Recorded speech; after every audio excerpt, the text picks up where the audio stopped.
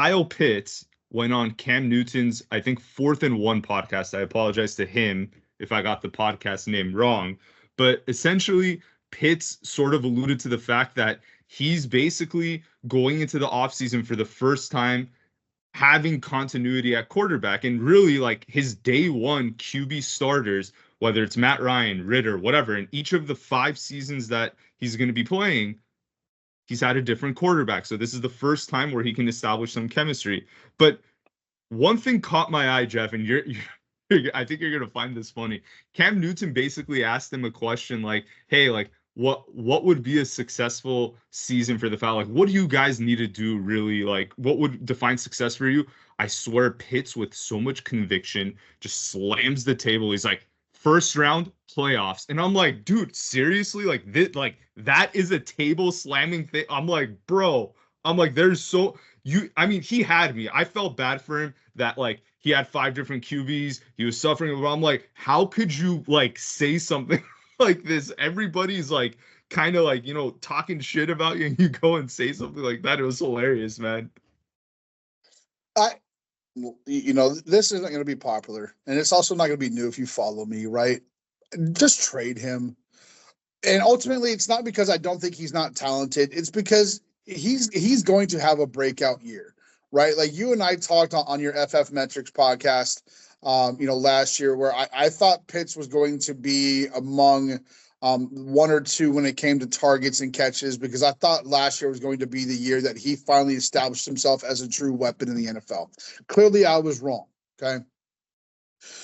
But if you do have that this year with him, you are not going to pay him what the market rate is going to pay him.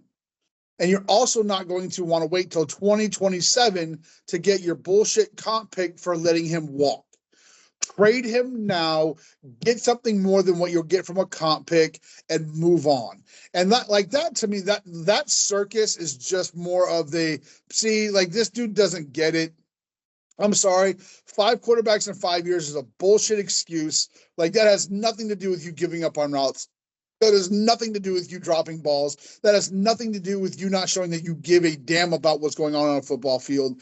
Like, all that is all just fluff, right? And to me, like, if you're going to have the charade of slamming down the table and saying first round playoffs, like, bro, come on, man. Like, that's just... again, like, I get it. He's talented. Like, I'm never going to tell you that he's not talented. Is he top 5 talented? Absolutely not. Was he worthy of being a first tight end off the board? Absolutely was. You're not changed my mind on that part of it. But like, you're never going to see, like, nobody's ever going to ask, insert any elite tight end ever and have them go first round playoffs, roar, right? Like, it's just never going to happen, right? So again, like, he's not going to get traded anytime soon, but like, he shouldn't be a Falcon next year. Again, not because I don't think he can't contribute. I think he's going to end up having a elite year, right? Like, I really do. But he's going to have an elite year because he's focused on getting the next paycheck, not because he's finally going to have turned the corner. And to me, those type of dudes can just piss off.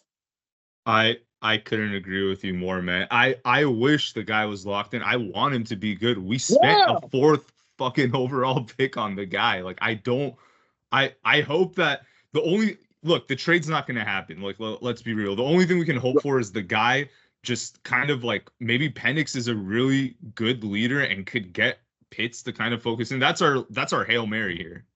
Right. Oh, 100%. And look, I think, this offense is not going to be a problem next year if everybody stays healthy.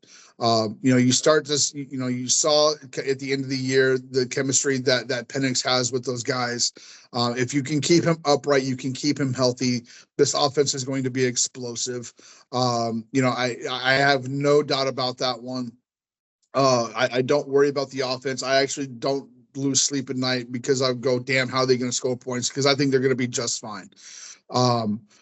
But I also need my offensive guys to not slam tables and talk about first round playoff games, right? Like, I need guys to be focused on, hey, you know what? Whatever happens.